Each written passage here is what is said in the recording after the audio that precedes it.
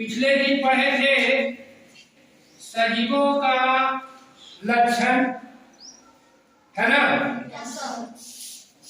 कि सजीव में क्या लक्षण होते हैं और निर्जीव में क्या लक्षण है। आप लोग को आज जो बचा हुआ है कि क्या सभी सजीव गति करते हैं, तो क्या सभी सजीव गति करते हैं? सजीव जो है गति करता, तो क्या सभी सजीव गति करते हैं? नहीं। जैसे कुछ पेड़ पौधा वो आपको लगता है कि गति कर रहे हैं, देखने से तो ऐसा प्रतीत नहीं होता है। जैसे आदमी गति करता है, चलता है ना, गाय चलती है ना, घोड़ा दौड़ता है, लेकिन क्या आपको लगता है कि पेड़ गति कर रहा है? पेड़ के देखिए गति कर रहा है? नहीं। आप कुछ ऐसे जो क्रिया है जो आप सजीवों में स्पष्ट रूप से नहीं देख सकते, लेकिन उसमें होता है। जैसे खनिज लवण को आना और जाना, है ना, प्रकाश संश्लेषण की क्रिया, है ना, और साथ साथ आप जानते हैं छुई हुई का जो पौधा होता है उसकी पत्तियां को अगर आप छुइएगा, समझ गए ना, जब पत्ती को छुइएगा तो उसका पत्ती क्या होगा? नीचे गिर जाता। उसको हम लोग छुई हुई का पौधा कहते हैं, चाहे राजमंती का पौधा कहते हैं, उसमें कुछ देखा जा सकता है। अब हम लोग जानेंगे कि जैसे मोटर गाड़ी भी है, कार है, वो गति करता है, चलता है ना, क्या वो सजीव है?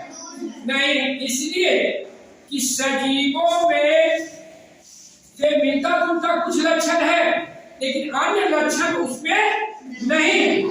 जैसे सजीवों में मुख्य रूप से जो लक्षण होता है प्रजनन का, उद्दीपन का, उत्सर्जन का, श्वसन का, वृद्धि और विकास का, तो क्या गाड़ी घोड़ा में होता है?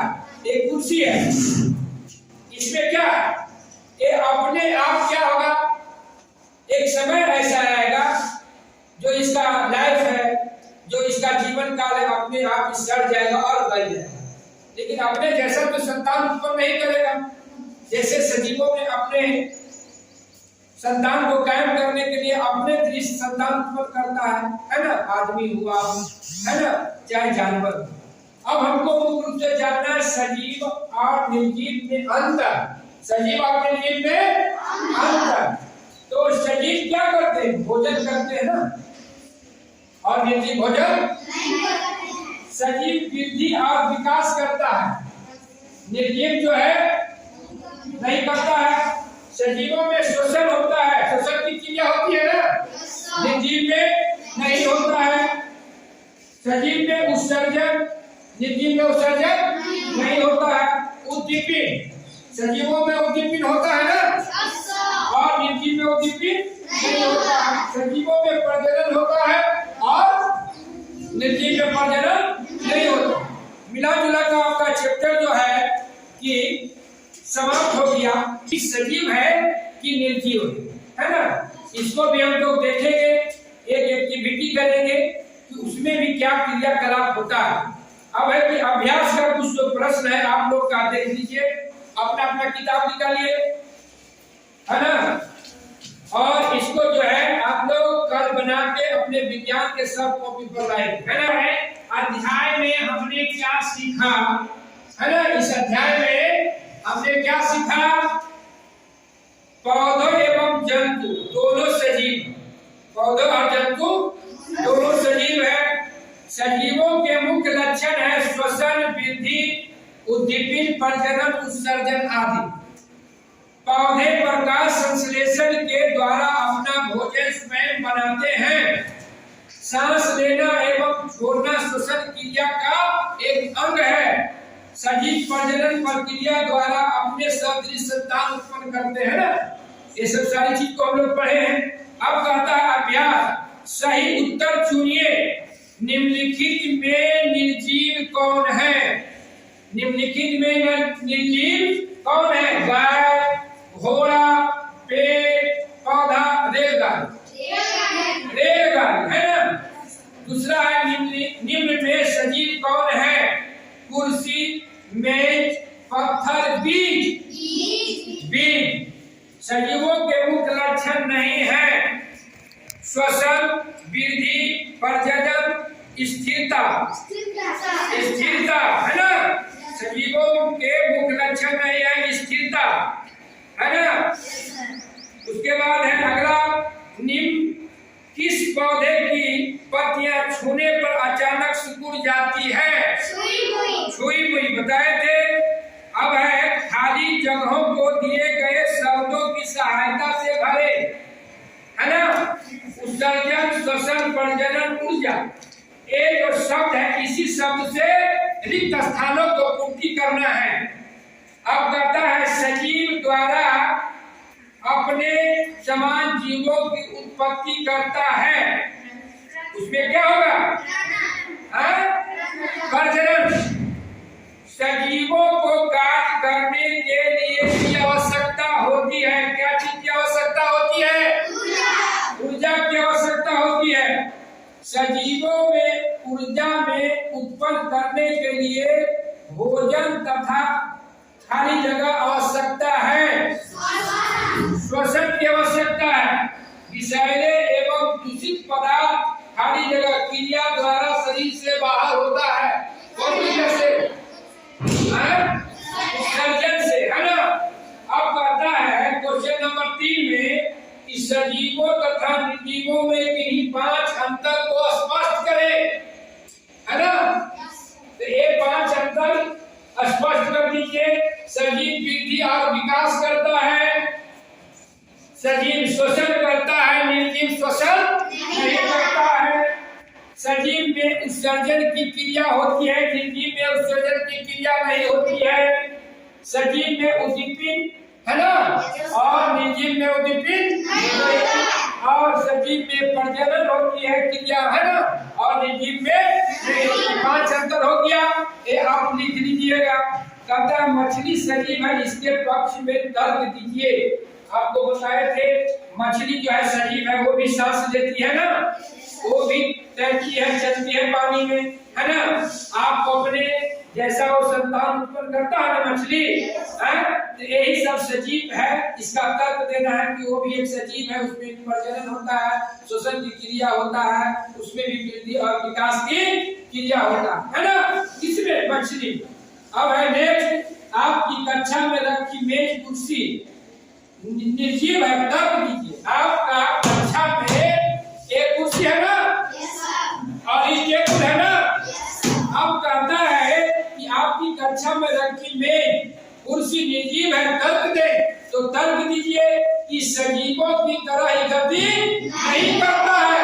सजीव की तरह एक स्थान से दूसरे स्थान तक नहीं जा सकता। इसको बिना कोई आदमी की सहायता से हम आएगा नहीं करेगा। जब इसको हम खेलेंगे लाएंगे तब नहीं गति करेगा। तो इसमें क्या है? न गति है, न इसमें वृद्धि है, न इसमें विकास है, न इसमें प्रजनन होता है, न उत्सर्जन करता है। इसलिए क्या है? ये निर्जीव है। क्या है? और कुर्सी क्या है? निर्जीव है। और यही तर्क हो गया। इसी चीज को लिख दीजिएगा, ठीक ना। अब अगला क्वेश्चन है कि किसी भी निर्जीव वस्तु का उदाहरण दीजिए, उसमें जीवों का 2 लक्षण परिलक्षित होते हैं। कहता है किसी ऐसे निर्जीव वस्तु 2 का उदाहरण देना है जिसमें कुछ सजीव का लक्षण परिलक्षित होता है। सजीव कैसा लगता है? जैसे सजीव में गति होता है ना, सजीव में जो गति होता है, तो देखिए रेलगाड़ी चलती है ना, कार चलती है, कुछ हल्का लक्षण परिलक्षित होता है।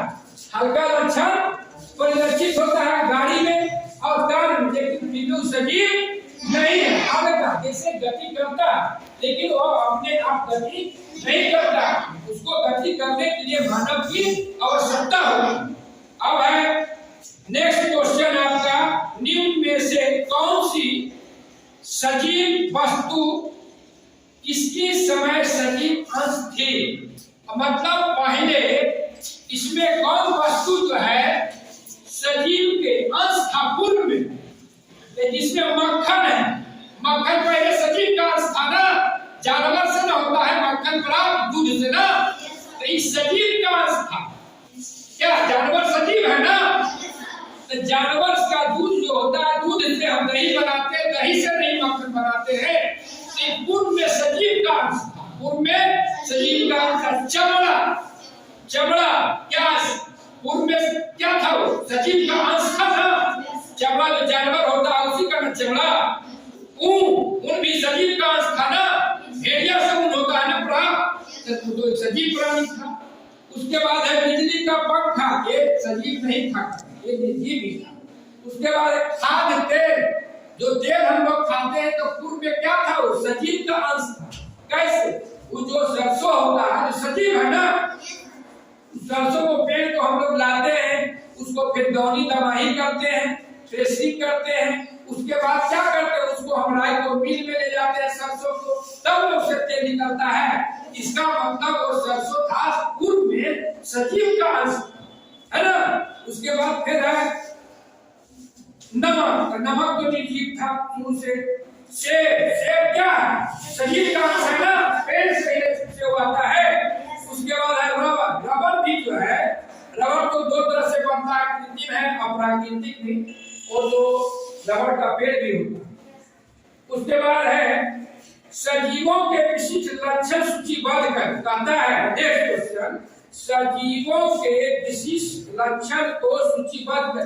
तो विशिष्ट लक्षण में आपको सूचीबद्ध करना है, यही होगा आपको वृद्धि और विकास, श्वसन, उत्सर्जन, उद्दीपन और प्रजनन।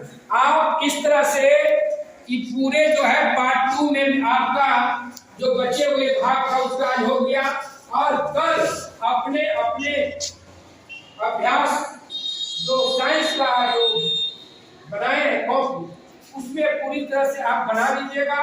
और आपको जहाँ परेशानी आ जो किसी बच्चों को, उसको हम लोग आपको पूरा कर लेंगे, ठीक ना।